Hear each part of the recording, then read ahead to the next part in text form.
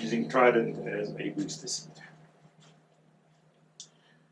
When we're going to use the Trident as the booster seat, basically from 15 kilograms all the way up to 36 kilos, it is important to remember that the child is now going to be using the seat belt like an adult, which means we are going to completely remove our 5-point harness and the inserts that are in there to allow the space for the child to sit and bring the seat belt across.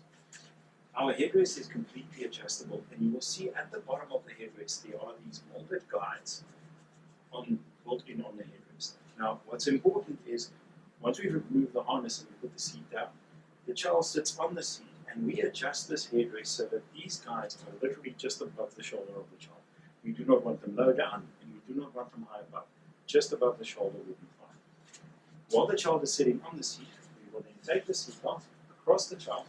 We will take the lap belt, hook it underneath that arm, bring the belt across the child, and then both belts go underneath this arm as well. And we lock it in place, and we tension the lap belt so that it is nice and firm around the child's waist. And then we take the diagonal belt and we simply hook it into this guide that we've adjusted to be just above the shoulder of the child, such.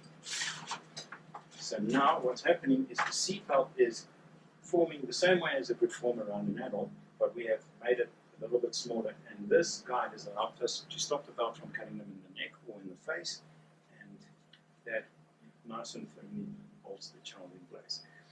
Important to remember when using the Trident as a booster, if the child is no longer in the seat and mom needs to drive somewhere, we still need to put the seat belt around the seat. This stops the seat from flying around and becoming a dangerous object if we hit the brakes hard or if there might be an accident. And that is how we use the Trident as a booster.